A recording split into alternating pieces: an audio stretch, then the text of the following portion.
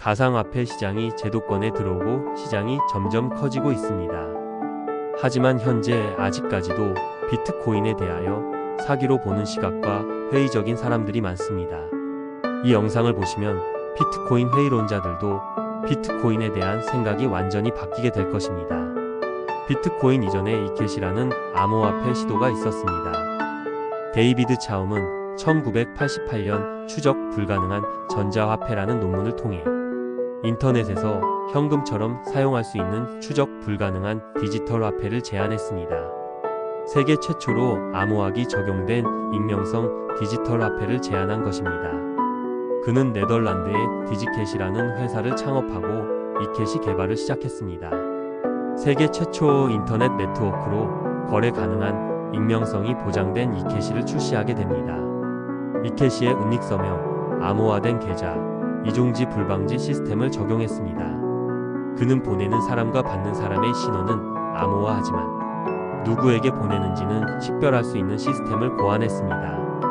이캣이는 은행과 연계된 중앙화된 암호화폐였습니다. 비트코인은 탈중앙화라는 차이점이 있습니다. 하지만 이캣이는 사회적 여건과 은행들의 탈퇴, 보안 문제로 실패하고 말았습니다. 하지만 차움이 고안한 암호 기술은 중앙기관이 제공하는 신뢰 없이도 합의된 알고리즘을 바탕으로 누구나 참여 가능한 신뢰 프로토콜의 핵심 원리를 제시했다는 점에서 큰 의미가 있습니다. 은행의 신뢰에 의존하지 않는 독자적인 암호화폐가 필요했습니다. 이캣이와 비트코인 사이에는 여러 암호화폐를 위한 발전 단계가 있었습니다. 화폐의 본질은 무엇일까요? 1903년에 윌리엄 헨리 퍼니스 3세라는 미국 인류학자가 미크로네시아의 한 섬에서 여러 달을 살면서 그 섬의 돌화폐에 관한 흥미로운 스토리를 연구했습니다. 미크로네시아는 태평양에 위치한 소수의 섬으로 구성된 국가로 돌화폐를 사용하고 있습니다. 이 돌화폐는 미크로네시아의 공식 통화로 사용되는 돌석재로 만들어진 돈입니다.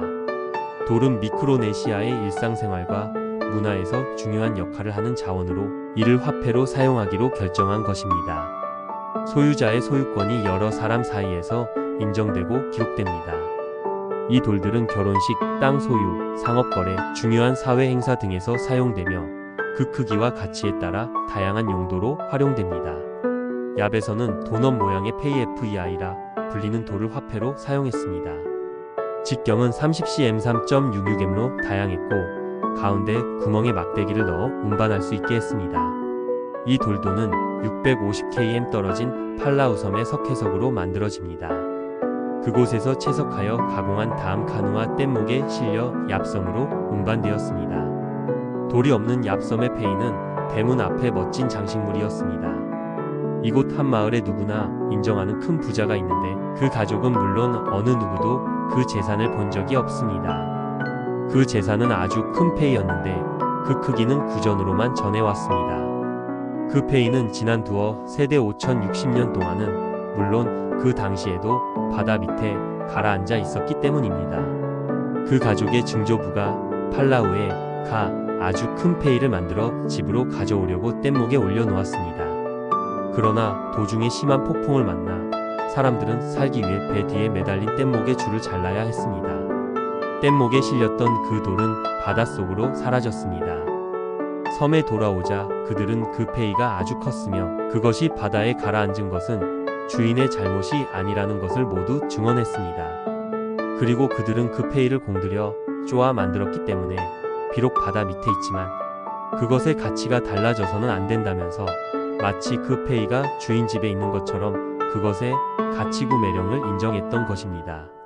돌화폐는 미크로네시아 사회에서 신뢰와 상호, 의존을 기반으로 동작하는 독특한 경제 시스템을 형성하고 있습니다. 이 이야기의 교훈은 무엇일까요? 결국 돈이라는 것은 믿음이고 무형적 개념인 것입니다. 그렇다면 비트코인은 왜 개발되었을까요?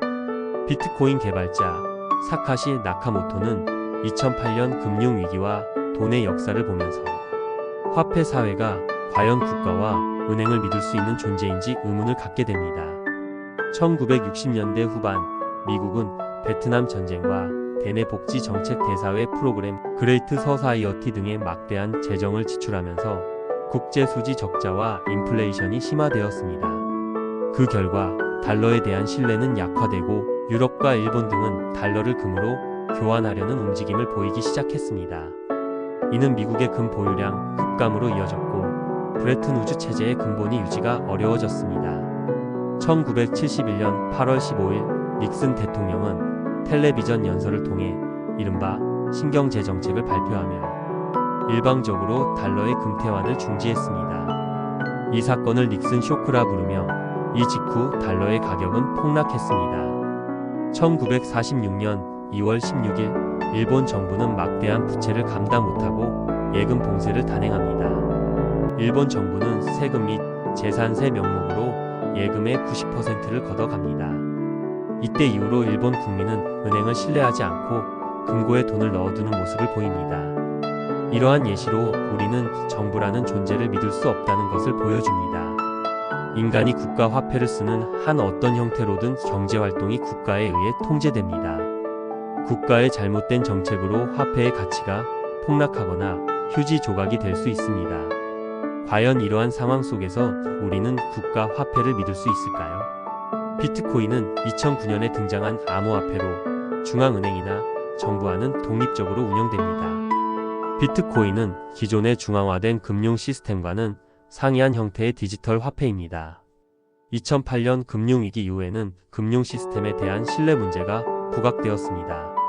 많은 사람들이 중앙은행과 금융기관들의 신용을 의심하고 분산화된 시스템을 선호하기 시작했습니다. 비트코인은 분산화된 네트워크로 운영되며 중앙은행이나 정부의 개입이 없이 작동합니다. 일련의 과정들을 보면서 오히려 법정화폐보다 비트코인이 가치를 보존할 수 있는 절대적 가치 저장 수단이라는 것 깨닫게 됩니다. 즉 국가가 파산해서 여러분들 돈이 휴지 조각이 돼도 비트코인을 통해 여러분의 재산을 유지할 수 있고 오히려 전 세계적으로 수요가 생겨 비트코인의 가치는 더욱 올라갈 것입니다. 현재 선진국들의 엄청난 국가 가계부채를 보면 비트코인보다 오히려 법정화폐가 믿을 수가 없고 사기인 것입니다.